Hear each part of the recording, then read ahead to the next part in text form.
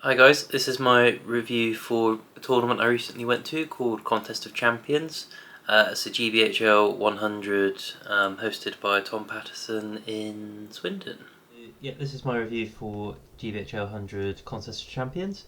So it's a bit different to a normal tournament because there's an additional tournament point available for killing enemy leaders each game, as well as the normal sort of win, draw, loss, which I think were 5, 3, and 1 points respectively. Um, and finally, the last game was guaranteed to be Contest of Champions. So, in this instance, it kind of makes sense to have an army where your leader's pretty tanky, and obviously he's going to do well in that last scenario. So I'm denied about what to bring. Last year I brought Boromir, who was really good. And I think I went 4 wins, 2 losses, something like that. I think it was one of my better tournaments. He was really good. Obviously, Boromir's a beast, and then you've got a fight 5 wall, generally with a sort of fountain court guard at the back or something like that. But I didn't want to bring him just because I wanted to do something different, and I'm glad I didn't because there were about 5 Boromir of Condors and then a few Fellowship Boromir. So it might have been overkill in the Boromir department, to be totally honest. I toyed with the Dragon Emperor, but I couldn't quite get it to where I wanted to get it list-wise. It's too many points for the Dragon Emperor and Rutabi on their own. Not quite enough, I felt, for Dragon Emperor, Rutabi, and Dragon Knight. And in the end, it was a bit of a toss-up between Assault on Helm's Deep and then just Ugluk Scouts. The deadline for submission was drawing near, and I hadn't really put enough thought into it basically, so I was just falling back on a couple of the armies I did recently. Decided against Assault on Helm's Deep just because I used it obviously into the Wildland and had a good time. But I think the idea of another sort of long weekend, 6 games of me sort of hanging back and shooting and hoping for the best with the ballista, especially post nerf, they only reroll once, not just misses. I just thought that might be a bit tedious. So I went with Ugluk Scouts, which kind of doesn't make any sense because Ugluk's not a great leader, so I'm sort of like, I'm unlikely to win Contest of Champions, but there's just 5 other scenarios I should in theory be quite good at. And obviously the flip side is Ugluk's susceptible to being murdered, so I could be potentially giving away tournament points if I mess things up, which inevitably I probably will at some point. So yeah, it's a bit of a weird choice. There were no other Ugluk Scouts as well, so that might tell you something, I suppose. But I was still pretty happy. Ugluk Scout's very good. So obviously the Legendary Legion rules, you get 3 special rules with the Legion. So you get Woodland Creature, which did not come up once, so that was something. Animosity, so when an Orc and an Uruk are in the same combat, they get +1 to wound. And then finally Marauders, the Uruks are all moving 8 without having to expend the point to make them Malhir's Marauders. So my list was Ugluk with 1 Marauder with Banner and Shield, 6 Marauders with Uruk Bow, 5 Marauders with Shield, and then I've got Malhir with 7 Marauders with Uruk Bow, 5 Uruks with Shield, and then I've got Daddy Grishnak with Shield, 3 Orcs with Spear, 8 with Spear and Shield, 1 with Banner, no Shield because I ran out of points, or Spear for that matter. And then finally I've got Snaga with 2 Orc Warriors with Spear, 9 with Spear and Shield. So I've maxed out the warbands apart from Snaga only has 11, not 12 warriors. I did not fancy losing a whole bunch of spears to try and get another orc in, especially since it doesn't change the break point, because that's 51 models, so it's 650 points. If you have 52 models, I believe the break point is still the same, so which didn't make sense to me. And I think having orcs with spear and shield is just so much better than orcs with spear.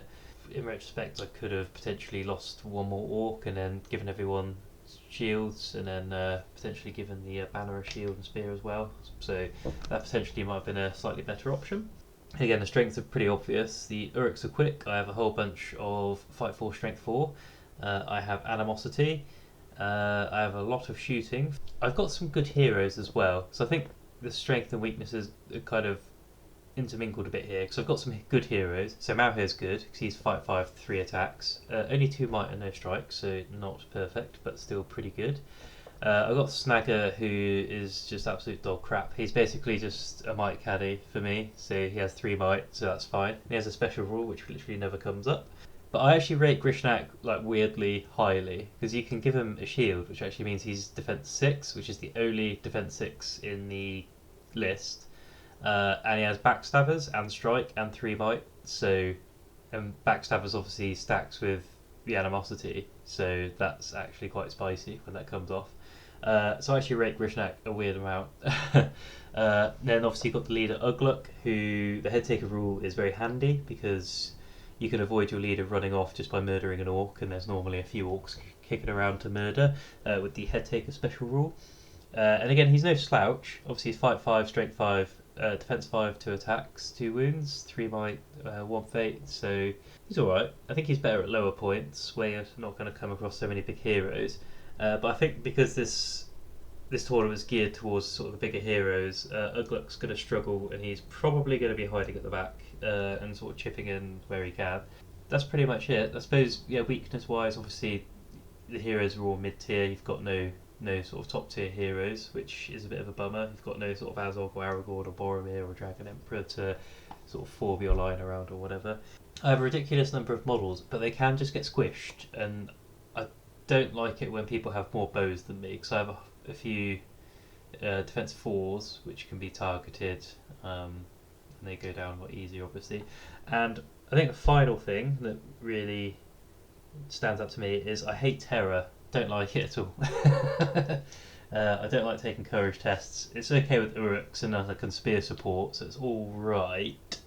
But as soon as you put Harbinger in, I don't want to be taking courage tests with courage 1 orcs and then courage 2 orc heroes. But that's the list. So on to the first game. So game 1, I drew Mr. Henry Britton, who had Goblin Town with Dark Denizens of Mirkwood allied in. He essentially had Goblin King with Gollum, a whole bunch of goblins. He had Grinner with a whole bunch of goblins, a Captain with a whole bunch of goblins, and the Scribe with some goblins. I believe that was it goblin wise. He had Spider Queen with some Bat Swarm, no, 1 Bat Swarm, sorry, and a few Wargs. It's interesting just not going vanilla Goblin Town. So obviously the Bat gives him 2 sources of halving fight values with Gollum and the Bat. The Spider Queen is spicy. She obviously is very dangerous in close combat when she wins, because obviously she's re-rolling to wound. We drew Command the Battlefield, which is a Maelstrom deployment, and then basically the 4 corners of the table are worth victory points, with the 12 inches in the middle being worthless land. So the idea is to avoid being in the middle too much, and then getting out to the sort of 4 table quarters, away from the middle to score some points. I said when we started, I think this is going to come down to who wins priority first turn, because I think if I win priority first turn, well, I don't think it goes well. Basically, I could potentially deploy all my guys together and sort of spend the might to do that and hope for the best, or yes, spread out and hope for the best. But again, this has got so many bloody goblins. So I really didn't want to win priority. So fortunately I didn't. So Henry had to deploy first, and then proceeded to not roll higher than a 3 in terms of determining where the warbands enter. So I put Grinner and the Captain on the north table edge. I put the Spider Queen on the east table edge, about halfway down.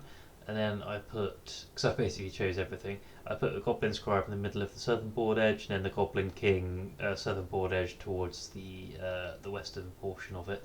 So Henry was super duper split up. So sort of in a display of sort of nonsense of the highest order, I proceeded to get really good rolls. I think I only spent 1 point of might to have everyone come on where I wanted them to. So I put Daddy Ugluk and Snagger on one side of the Scribe, trying to keep Mr. Ugluk away from the Goblin King because that's scary. And then I put Grishnak between the Goblin King and the Goblin Scribe, just to sort of split them up and allow me to destroy the Goblin Scribe. And then Mr. Malheur came on the western board edge and basically sort of completed the trap. So I basically encircled the Goblin King's Warband and the Scribe. The game plan was to murder the Scribe because he's going to bring on goblins, which will basically come on any table edge, so it's going to really, really mess me up for this scenario. Because they can just obviously come on any table edge and sort of tip the balance of models. So the idea is to get in, murder those two warbands, break him, and then basically watch his goblins run away whilst I then spread out to cover all the table edges. Turn one was pretty simple on the scribe side of things. I just sort of got stuck in and engaged the goblin screen around the scribe, so I wasn't getting him that turn, but potentially the turn after. So I almost immediately because I left Grishnak. I think I didn't call anything with Grishnak because I wanted to conserve his might. So I was calling stuff with Snarker to sort of get everyone engaging the scribe. But I couldn't see how Gollum could get into Grishnak with the king. And very quickly realised my error because that's exactly what happened. So I think Grishnak, because I was stingy with the might, he got squished turn turn 2 actually, because obviously you can't fight turn 1, by the Goblin King and Gollum with the ring. So I messed up pretty bad straight out the gates, so that was bad. But otherwise I was just squishing goblins left, right and centre. There's not really too much to say really in terms of the sort of warrior fight. I was just sort of squishing goblins. I lost a few dudes, but not too many. Scribe went down to 3, I think, so I cut a path to him, and then obviously as soon as I got in face contact with him, his profile's pretty trash and he counts as trapped. Henry brought on a few goblins, I think, near to the scribe to try and help out, but they didn't achieve their aims and they were quickly squished. So interestingly, Henry kept his other warbands away from the fight, so he kept loads of dudes in the two table quarters away from me. So he was going to get 4 points from there, and then I think he was trying to contest the other table edges with like a few wargs, and then obviously what other goblins he had. So that was quite interesting because it meant I think I fought probably about half his army with my whole army, which was sort of my plan as soon as I was able to sort of scatter him at deployment. And then basically Henry ran out of dudes, and I was eventually able to trap and murder Gollum. I think I forgot to strike with Ugluk in one turn because I got so excited with what I was doing. So things nearly went very badly, and Gollum got a free hand on Ugluk for a turn, which was really, really dumb, but I got away with it, so that was great. Goblin King seemed to lose all of his fights after the squishing of Mr. Grishnak, and I think I can't remember exactly, but it was something really dumb. Like I think I caused 7 wounds, then 6 wounds, then 7 wounds again, or something like that in 3 rounds of combat with the king when I beat him, and I think he passed all but 2 blubbers. And he saved Bob with fate, so the king was left alive at the end of the game. Last turn, I obviously had the chance to kill him because he was on 2 wounds, no fate and everything, and I was just like, this is the turn he's going to win the combat though, and it was. So he squished a few Uruks. And whilst all this was happening, I'd broken Henry, and I was, since I had so many warriors and there was almost no goblins left, I started to spread out to the other portions of the table, sort of called a march of Malhir to try and outnumber him in one of the table quarters. So I think Henry quickly saw which way things were going and then immediately decided to try to run off the board. So I think he didn't quite do it the first time around. So it was only the second turn he was taking courage tests he was able to lose enough models to trigger the end of the game that turn. But by then I'd sort of shuffled some guys to one of his table quarters and just had like one more guy there than him. So that sort of tipped that one in my favour. So that's pretty much how it ended. I only lost 9 models, but one of them was Grishnak, so that was obviously very sad. And obviously I squished a whole bunch of goblins, which was good. So that ended 8-2. So I had two table quarters where I doubled. I think I had them to myself apart from the Goblin King. And then I had more models than Henry in one of the other ones where I managed to march and get to one of his warbands. And then there was one that I couldn't touch, so he had that one. And then obviously broke him without being broken and did a wound on the Goblin King, so I made that 8-2. So it was a good way to start the day because Henry's a lovely guy, and yeah, it's like a nice chill game. And yeah, so on to game two. Okay, game two, domination. So I was really pleased. This is the sort of standard 5 objectives placed around the board and you've got to hold them. I have a stupid number of models and they're quick, so I was sort of rubbing my hands together until I saw my opponent, Sean White, had Erebor Reclaimed and Iron Hills with Thorin on Goat with Orcrist, and then Dane on Warpig, obviously with the sort of mighty hammer of justice. So that was a bit sad. And he obviously had a whole bunch of Iron Hills dwarves with spear and shield, and then 4 crossbows. I lined up fairly central down the middle because we basically placed the objectives so that he placed 2 quite close to the middle in choke points, which made sense. I deployed my 2 near the back of the board in the open, really far away from each other and everything else, which made sense for me because of the movement. I forgot to say, Sean had 2 goat riders as well, which were obviously going to come in handy. So it crossed my mind that I might be better off kiting for a bit and basically just shooting the crap out of Thorin and Dane to try and get them off their respective mounts. This might have been a better option, but I lined up down the middle and I was basically just going to try and play hyper aggressive and try and get up in those shield walls face. So we both fight 4, so it's not like I'm going to lose all the time. And just try and punch a couple of holes in, get some warriors through, get the traps, get the animosity going, and then suddenly that's where I can take Iron Hills off the board even if they're in shield wall. And so I put Malhir and Grishnak on Dane's end of the board, and I kept Ugluk and Snarker near Thorin's end of the board. Basically, I just sort of split my army into 2 and sent one half after each warband, so an Uruk and an Orc warband after each. I kept a few archers back, just like Sean kept a few crossbows back, and shooting didn't really do anything on either side really, nothing too interesting. I think Sean took two guys off the board in turn 1 of shooting, so that was pretty good. But overall, kind of minimal impact really on the game. So it's pretty much just a case of like we got stuck in.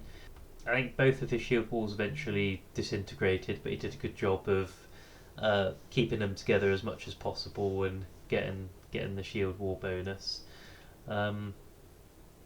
Thorin's end of the board, I was doing a bit better against the warriors. Although there's this one bloody goat rider and I couldn't kill him for ages, and it was upsetting me because he kept doing the business. Thorin obviously did the business. I just set up so that he only killed a limited amount per turn. And eventually Snarker had to, once Snarker was out of might from calling moves, he had to go and take one for the team and take an Orcrist to the face. So, that's part of the job, unfortunately, when you're an Orc. So that's sort of what happened there. Ugluk was able to stay safe. I basically kept moving him away from Thorin because I just... It's one of those things where if I put Thorin into... Sorry, if I put Ugluk into Thorin, strike up, even if I win, I'm not killing him. If I lose, and obviously Thorin's starting from 1 higher and Orcrist is an Elven Blade, D3 wounds, he's probably going to 1-pump Ugluk. So there was just no point in doing that. But on the other side, I was trying to get Dane off his pig by getting Grishnak and Malhir into him. It didn't work, basically. I think I set up a few moves fairly badly, so it meant Grishnak only actually got into strike Dane once. I think it was a bit of a sort of model placement issue on my part, but also because I was still calling the moves because Dane didn't counter, because Sean was obviously like, well, you could try and kill him. I think it's saving them out for Grishnak strikes anyway. Um, yeah, so the trouble is I started to lose warriors, so he was then able to peel effectively. So that meant Grishnak only had one chance into Dade, and then obviously rolled a 1 on the strike, and nearly got bonked on the head. And I think he lasted towards the end of the game, but yeah, it didn't go well. I think Dane basically was getting charged constantly. It didn't move, but he just kept winning the fights, kept bonking stuff on the head. It was just not happening for me. um, so that's sort of how things were developing. In the back lines, I had some Uruk bows, so I had one guarding one objective. In retrospect, should have probably been two. But the trouble is, I was sort of getting a bit thin on the ground, really, and and then I had 4 trying to deal with this goat rider he had going for one of my back objectives, and I just could not shoot him off that bloody goat. It's one of those. And obviously he was, didn't want to get into combat, so there was a lot of dancing around. I broke eventually, and I don't think I was close to breaking Sean. I think I was way off still. Yeah, so it's one of those. I think I had a few. I think I did a head taker once or twice, and then kept guys around. I was still in a fairly strong position because I was contesting all 5 objectives, and so last turn I was contesting his back 2 and the middle one. I had 1 uncontested at the back, and then he had 1 goat rider. I had one. Well, I had a bunch of scouts on the other one. I was hoping to basically chuck a ball in, kill the goat rider, claim that one. I failed a whole bunch of courage tests, so the one guy I had on an uncontested objective ran away, so I lost that VP.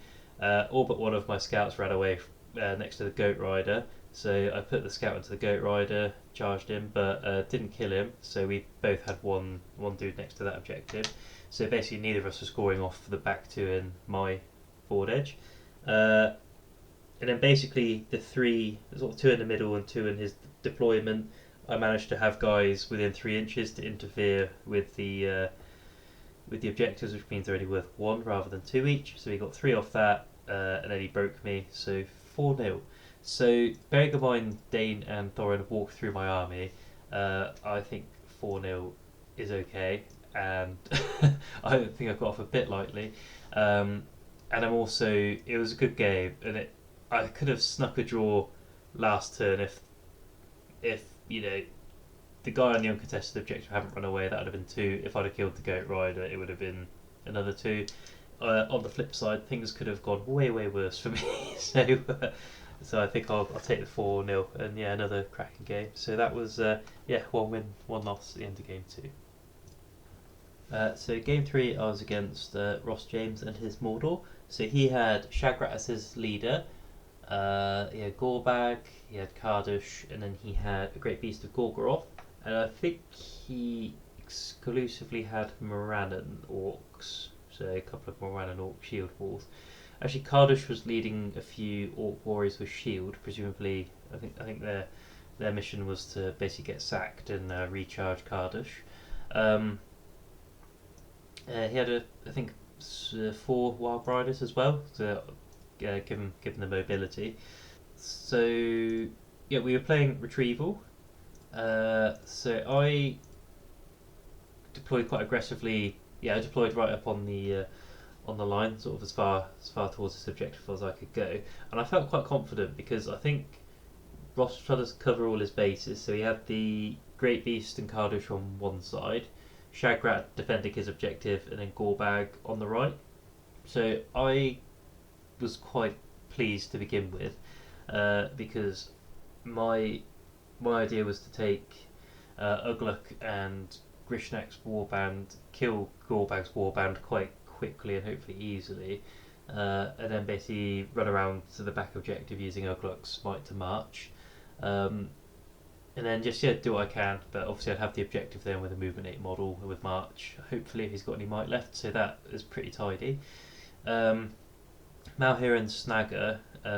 So this is where I erred a little bit again, because I put my 2 strikers together. What I normally would do is pair a striker with a non-striker with my heroes, and then that kind of gives me strike everywhere. But I made a boo-boo.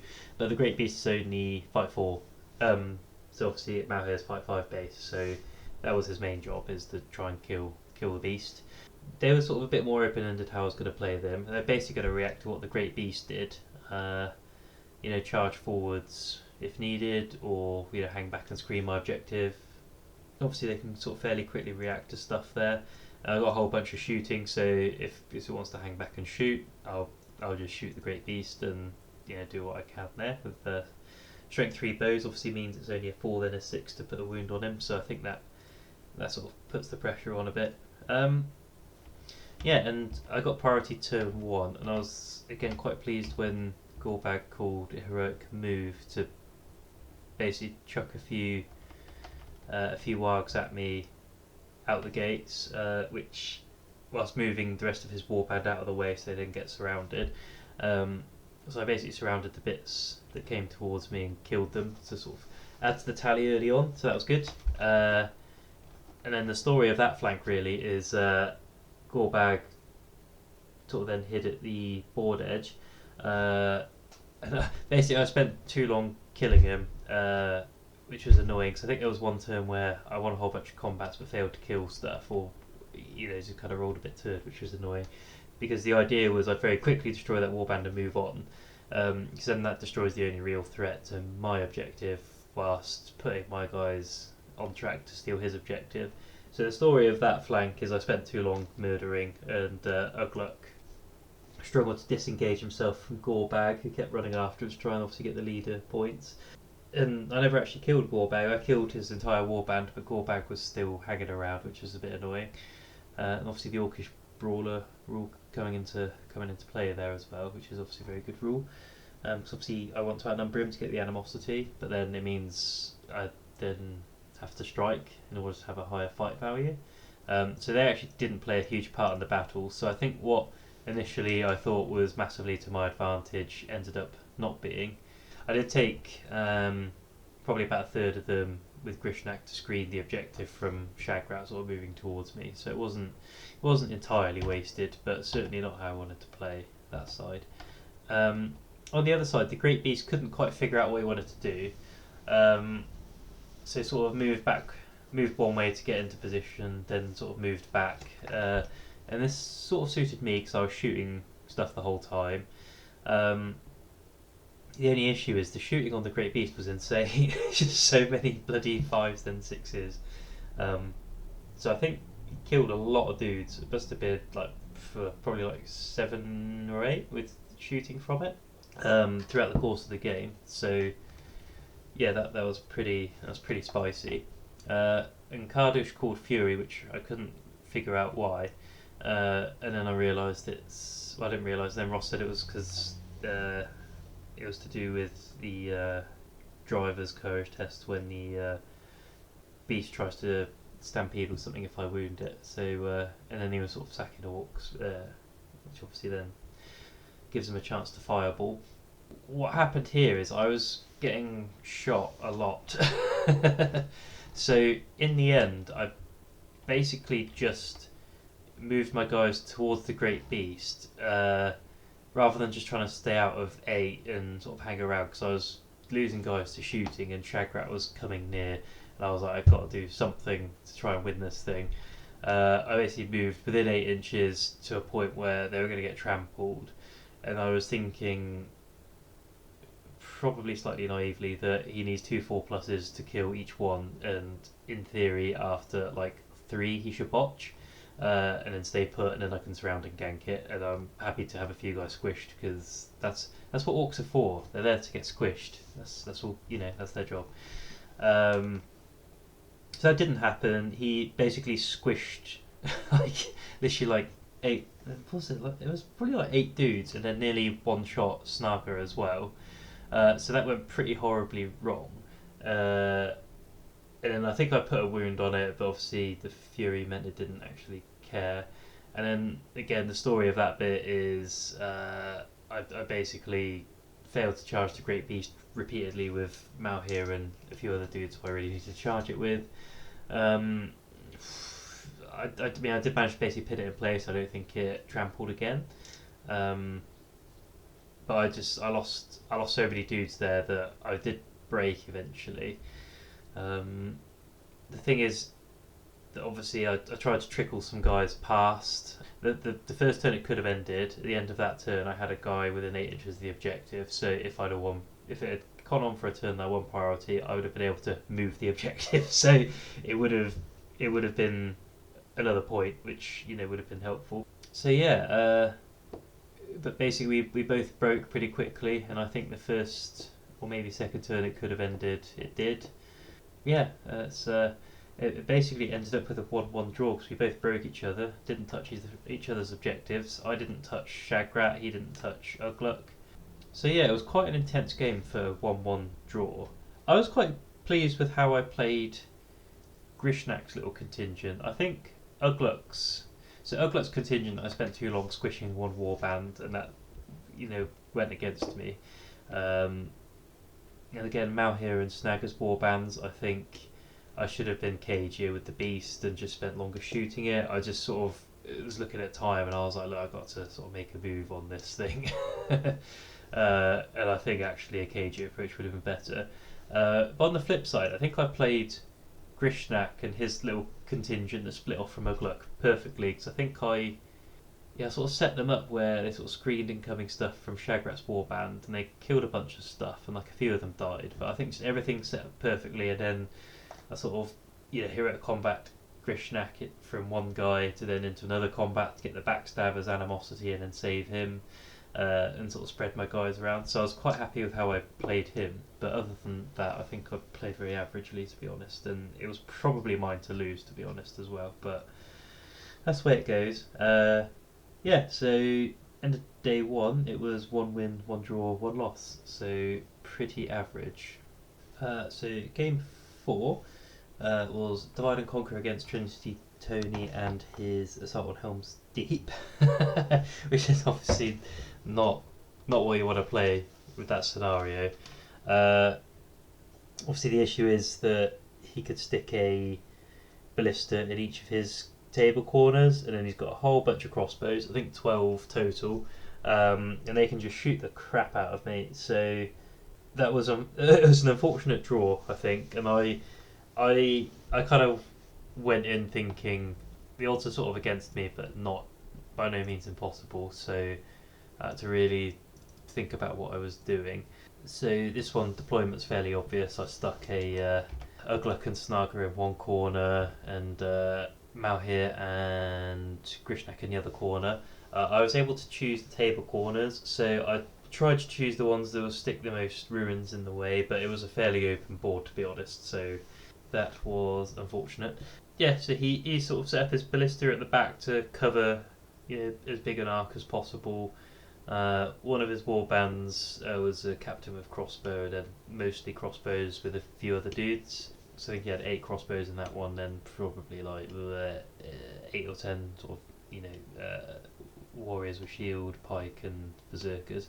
So they sort of set up a gun line in one corner, and then the commander was in the other corner with I think only 4 crossbows there. So I sort of went in thinking I just need to get stuck in. I'm not going to sort of fart around trying to hide from ballista or whatnot. So the plan was rush Malhir and Grishnak to the middle, and then basically try and hold the captain with crossbows warband if needed.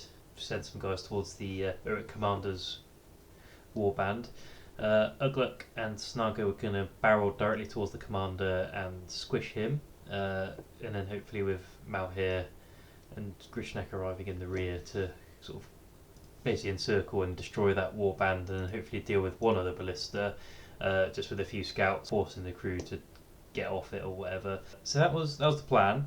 Turn 1 I called Double March, obviously both ends of the table, so one with Malhir, one with Mr. Ugluk.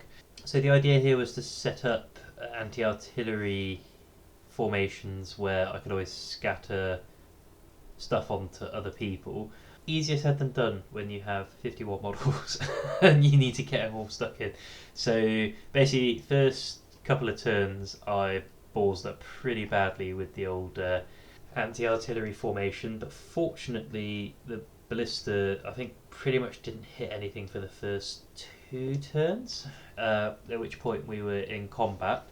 So yeah, in terms of combat, essentially I sort of went in and messed up the Uruk commander's warband, and Tony was able to sort of pull them back into something of a sort of defensive circle to try and stay alive. But basically, I had all 4 of my heroes converging on that point, and I was screening one objective and then the other warband coming from the other side, and then trying to sort of hang on to the middle and then the side closest to where the commander was. Yeah, so basically the commander died as soon as I struck, and I stuck Malhir, Ugluk, and Grishnak in to get the animosity of spear support and stuff. He just didn't really have a chance to survive there. And I was able to eventually get one ballista to stop firing by shooting one of its crew, then moving a bunch of bows towards it, so he had to cover and play and abandon the machine. So that was handy. He had one guy next to one of the side objectives that just would not die. It was just he was like MVP. But Tony took a cheeky shot with a crossbow and accidentally shot his own dude. So that was handy because I couldn't seem to bloody kill him. In terms of shooting, his crossbows obviously did work. I don't think I killed anything sort of too memorable. They just sort of whittled me down. Again, the ballista bowled some guys around. They killed one of my banners and killed a bunch of other dudes. So I think before we got into combat, I think I'd lost, or combat proper, I think I'd lost about 8 dudes to shooting against, I think I killed one guy with just a random bow shot. Yeah, I think he felt like he didn't have the numbers because obviously he has a higher model count, but once you take into account the siege crew and the crossbows that hang back, actually the sort of frontline melee warriors tend to find themselves outnumbered quite often, especially against lists like mine. So I think he was not feeling too confident about sort of the combat, the numbers and stuff, but I just, obviously having played, I know what it's like, so you can sort of think things are going well and then just get shot to crap. And then especially with the objectives being in the open, so I didn't sort of take any chances really. So again, this whittling down on my numbers meant that by the time it came time to sort of jump out from where I'd killed the commander back to the objectives, I was starting to run a bit low on numbers really, which was scary. I think I was broken as well, I believe. I think we both broke each other, although he didn't have to do the courage tests because of the Isengard special rule. And again, I think he murdered Malhir with a ballista, which was sad for me. Which just put Snagger and Grishnak in the middle. His other captain sort of combated and did some other shenanigans as well, just murdered some dudes. Ugluk, by this point, I basically just hid away from the objective, so I hid him so that he could sort of murder people for the head taker special rule and keep as many guys in the game as possible, but so that he couldn't be targeted by shooting. So I think I did that quite well, and then I just had one scout next to him as well, near one of the side objectives, to claim that one. That was clear of enemies by this point. The other side objective, I had some warriors contesting it. They were sort of doing well, and eventually just didn't really kill too much, but they were sort of shielding, and they were doing well. But eventually they all died, so he had that side objective. And then the last turn, it's because we went to time, so we didn't roll to see if the game ended. But the last turn, I think it was basically a heroic move roll off in the middle, and he had 2 guys in the middle and the captain with a bunch of warriors nearby. So if he won the roll off, he'd probably get the captain, drag a bunch of guys to the middle, and that would be sad for me. But I won the roll off, and I basically tagged everyone who could reach the middle. He had two guys who were contesting the middle. I basically put Grishnak and 2 orcs into one and Uruk into another, combated Grishnak off of one, and then obviously ganked the other one, managed to clear the middle. So that went quite well for me. So I ended up with 10 VPs. So I controlled the middle and one side objective. I'd broken the enemy and I'd killed the leader. So it was only the other side objective that I was missing points. and then Tony got 2 for controlling one of. No, he didn't. He got 3. One for controlling side objective, and then 1 for breaking me. So it's definitely a difficult game, and one that I had to think about everything I was doing to make sure I didn't chuck it away. And I nearly did through poor anti-artillery formations, but got away with it without too much carnage. But yeah, that was a good game there, and I enjoyed it. And yeah, Tony was a cool opponent. So yeah, but that's game 4. So game 5, I was against Sophie Bennett's Angmar. So the Angmar list is Witch King with Crown and Horse, with 3 Might, 4 Will, 3 Fate, and then Birder, 2 Barrow Wights and an Orc Captain, and then a whole bunch of Orcs. I think the only outstanding things were 1 had a bow, and then there was 4 Wild Wargs. So we were playing Assassination. So it's a bit of a tough one, because obviously, there's 10 will to chuck on a paralyse on their target, and there's lots of stuff to chew it up, and then obviously there's black darts, and my guys all only have 1 will each, so I was a bit like, oh no, this isn't going to go well. But equally, apart from Birder and the Witch King, obviously 2 Barrow Wights and an Orc Captain, that's very doable.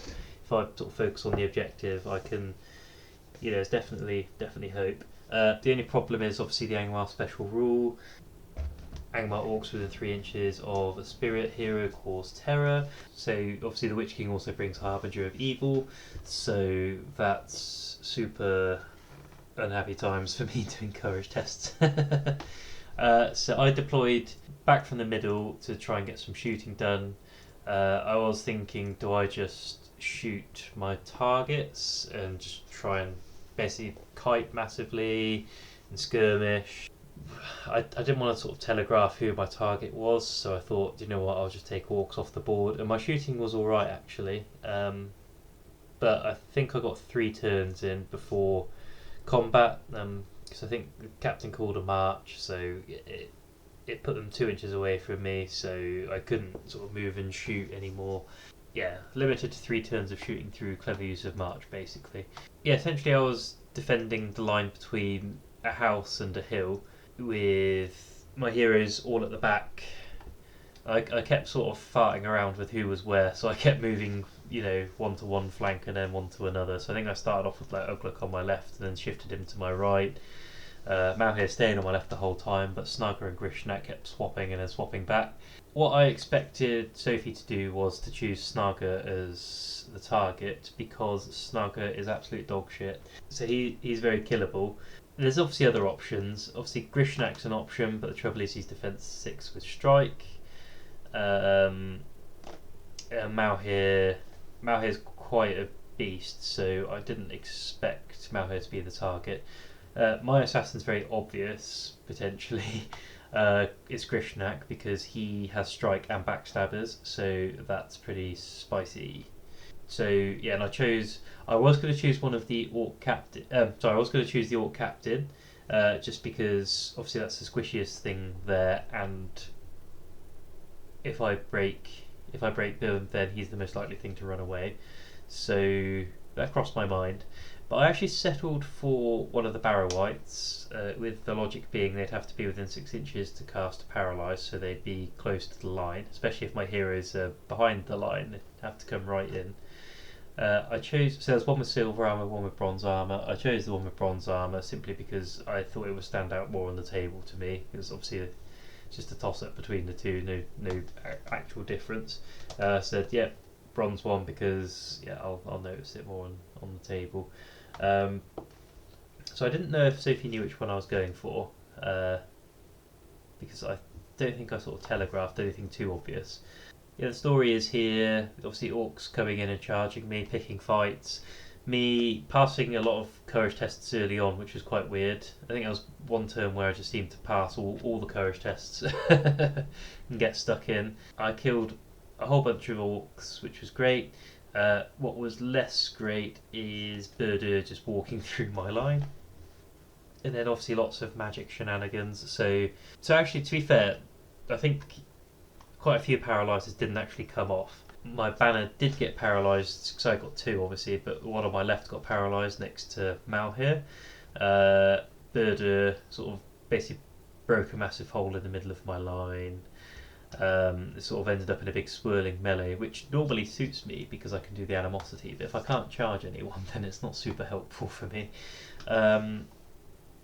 Yeah, so it's sort of a case of just withstanding the spells. I had Uglook right there out of the way. I tried to have Snarker, over 6 inches away from Birder at all times. Malhir was going to do the same until he was paralysed, and then he wasn't going anywhere.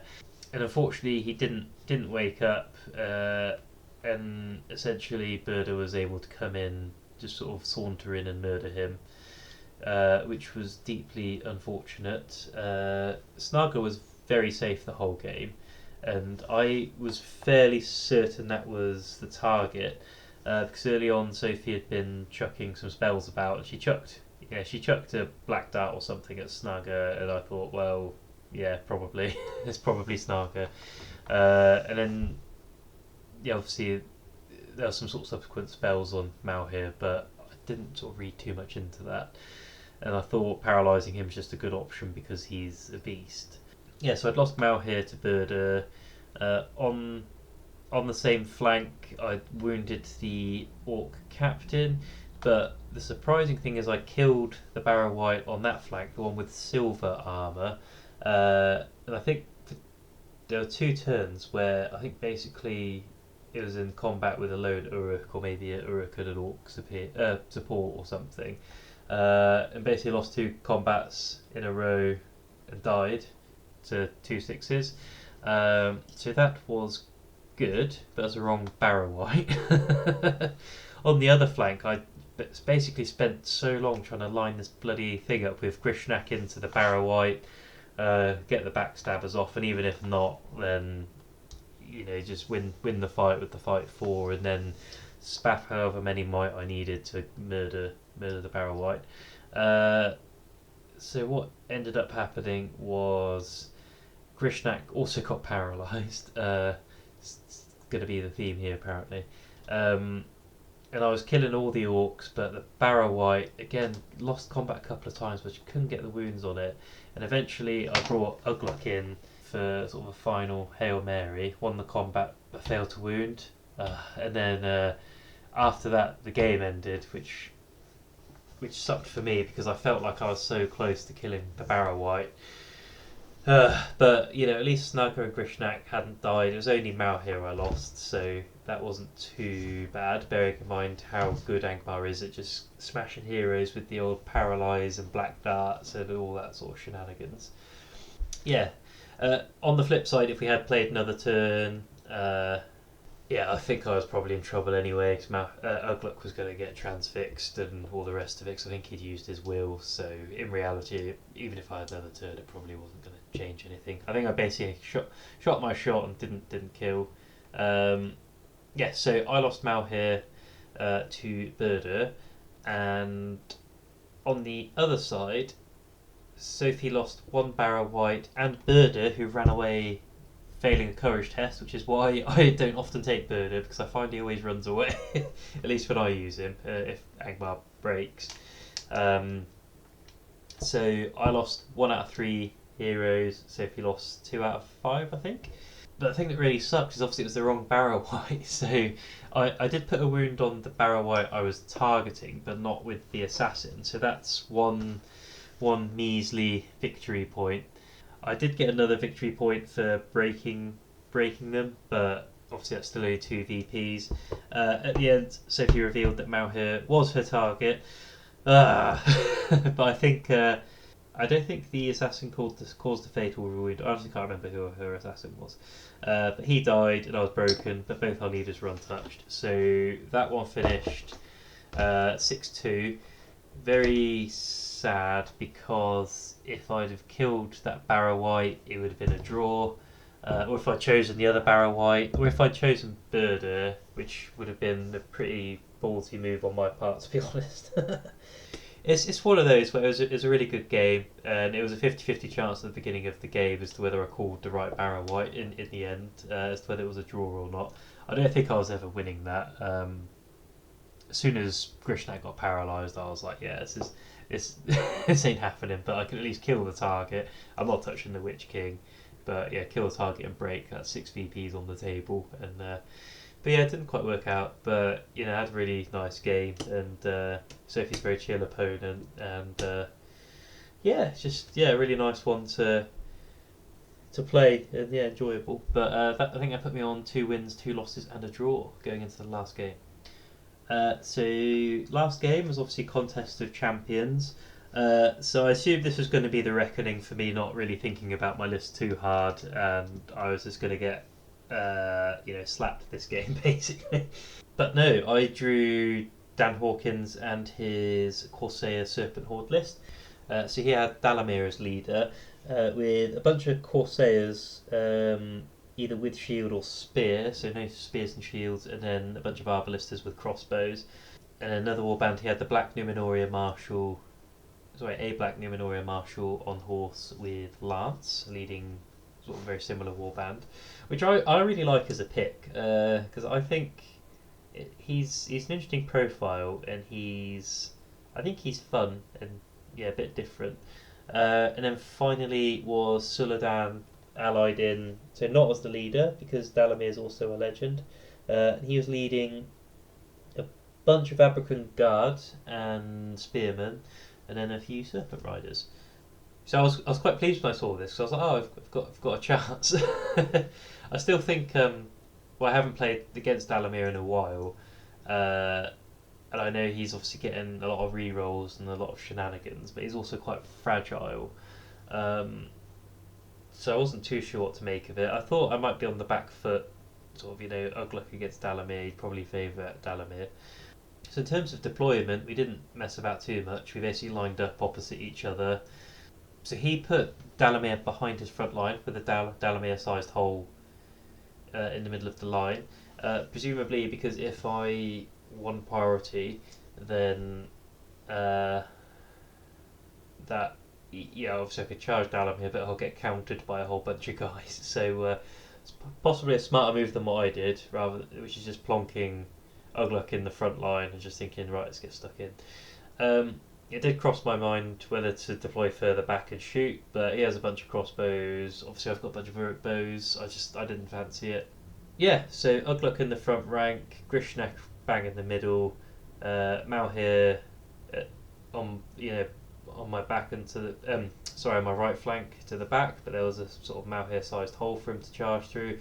Snagger being Mike Caddy in the middle at the back, just to basically call heroic moves repeatedly.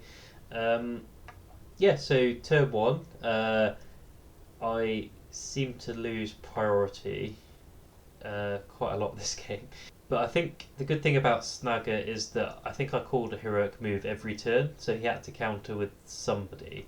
Even though I seem to repeatedly lose the roll-offs, at least he was spending might, and obviously I have more might, so it probably suited me slightly better. So yeah, he basically charged the line in and chucked some daggers and stuff. Chucked a Corsair into Ugluk, Dalamir into an Uruk with bow, just into the shield wall. Sully Bear just hiding behind the line and him screening both his other flanks basically, with sort of cavalry and spears, to try and stop me getting round, because obviously that's how you get the animosity going. So obviously I couldn't do too much. I basically wrapped around on both sides. I think I erred immediately because the Black Numenoria Marshal charged into the shield wall into 2 Uruks with 2 spears. I basically loaded up I really obviously loaded up a combat as well, which probably didn't help, with Malhir and then an Orc and a Uruk. And the idea is to call a combat and then just come round, and Malhir was going to slap a Serpent Rider, and then the other 2 were just going to probably tag off spear supports or something, but it was hopefully going to be quite spicy. Black obviously Dan saw this, and the Black Numenoria Marshal called a combat. Obviously, the risk is that obviously he could botch and fail to win the combat, or he could fail to kill. Both fairly unlikely, but then it also does entail then putting the Black Numenoria Marshal into Malhir, both on 3 attacks, fight 5. Both with 1 might left, because I'd called the combat as well, obviously, but his had gone off first, unfortunately. Otherwise, I think I might have run Ugluck out of there, or screened and Marshall with some chaff. But it wasn't to be. I think I rolled badly with Malhir, and he got lanced by an angry Numenorian turn 1, which was pretty sad. But what was less sad is that my shield wall just seemed to crunch through his shield wall. Dan's dice were pretty dog turd. My dice were pretty good. I don't think they even had to be that good, to be honest. I think as long as I won the fight, obviously the defense is so low that I could still roll like crap and kill. It's already taken a lot of Haradrim off the board to 1, so I was quite surprised. To be honest, I think Dan was probably quite surprised with the dice rolling as well. But unfortunately, the theme of losing the heroic move off continued because Suladan. So he called a move with either Suladan or Dalamir, I can't remember. In response to me calling one with Snaga, because basically I wanted to charge someone into Suladan to keep him away from Ugluck, and then spoon feed Ugluck some kills.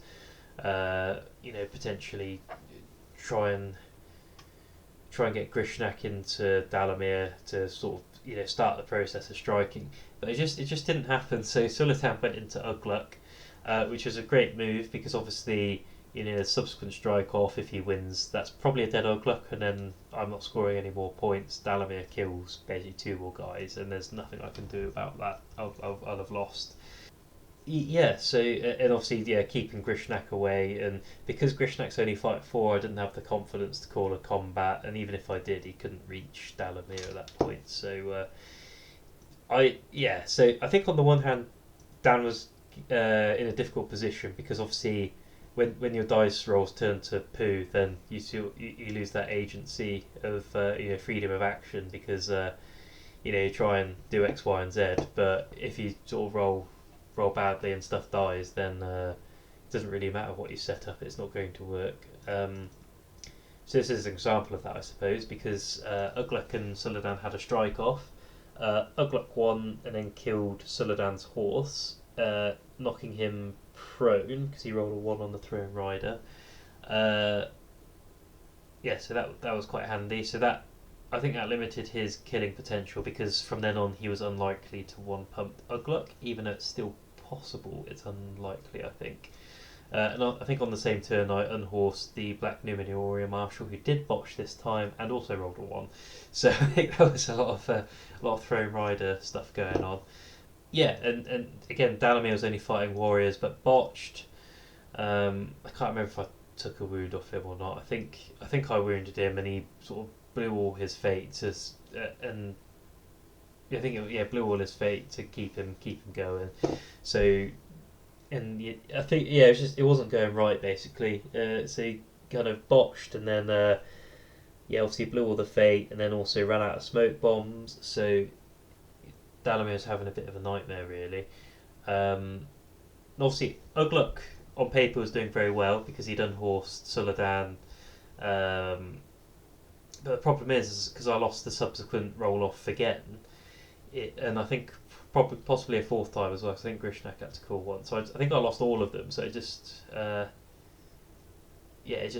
meant that Suladan kept going into Ugluck, and I couldn't get the kill tally up. So I was a bit like, although Dan felt like he was on the back foot because all of my warriors were just smashing his warriors. At the end of the day, if Ugluck's kill tally is rubbish and Dalamir can squeak in a few kills, then that's not good. That's still me losing the game. But ultimately, what ended up happening was I think either his heroes ran out of might, so weren't able to call the move, or I was finally able to get one off. But I was able to actually get Ugluck away from Suladan. and into a random warrior. And I think this was the last turn. I think because I think it was obvious he was going to get quartered this turn. So yeah, so I had this one turn. So he had Dalamir into Snaga and a warrior, and I had Ugluk just into one warrior, and we were both still only on one kill. So basically, again, all the other combats were irrelevant apart from for making sure I quartered him, which I did.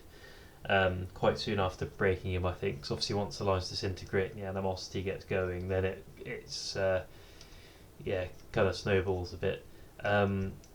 So that bit was done. So it was all on the heroes, the leaders, basically, to decide the game. So last turn, Ugluk won his combat and squished the Corsair. Potentially, I should have called a combat. I couldn't remember if he had any might left, but I think I was just at this point. I was just like, let's keep the might and make sure we win this thing. And Dalamir won his combat against Snaga and the Uruk, killed the Uruk, but wasn't able to one pump Snaga with the remaining 2 attacks. So that basically left at the end of the game with both of our heroes on an impressive 2 kills each, which was obviously super duper impressive. But yeah, that left the victory points on 2-0, basically because I broke him and was unbroken. That's it. So our leaders never got into contact with each other, so there was no wounding of each other's leaders. And then we drew on kill tally. So that was it, 2-0. So it was. I really enjoyed it as a game. I think if I'd been rolling Dan's dice, I might have been a bit more exacerbated with things. But obviously, a really nice opponent to end the day on as well. A really nice game. It was good to have a rematch from when we played at different tournaments where I basically bottled the tournament-winning game against him when I had Kamal with a bunch of Black Numenorians and he had Fell Beings of Mirkwood, and basically I just played like absolute garbage and then paid the price. But this time, obviously, it went the other way, so we're 1 win each against each other. So we'll have to have a third tiebreaker, I think, at some point. But that was all my games. So I finished with 3 wins, 1 draw, 2 losses. But because I really didn't kill many leaders, I think I killed 1 leader, and that was the Assault on Helm's Deep commander. So that means I actually ended up 18th out of 49, I think. So that was interesting. So I think there was. So I think the highest placed person who wasn't on 4 wins was 15th. So potentially 15th could have been on the table if I'd have killed another leader or 2. But overall happy, especially after the first day when I was started off well and then lost the second game, and then I was a bit put out not to have done better in the other games. I felt like it was all the third game, because I felt like it was going my way until it wasn't, sort of thing. And again with the Angmar, this sort of 50-50 thing, not getting the right target, so sort of a loss was could have potentially been a draw. But overall pretty happy, because it's a very competitive field. It would have been nice to do a bit better, because I think last year with Boromir I went 4 wins, 2 losses, which is obviously a little bit better. But at the end of the day, I had a really nice time with all my games and all my opponents. They're all very cool people. So definitely. Contest was my favourite tournament last year, so I was keen to come this year, and I think I'll definitely be back next year. So I'll see you guys at the next tournament.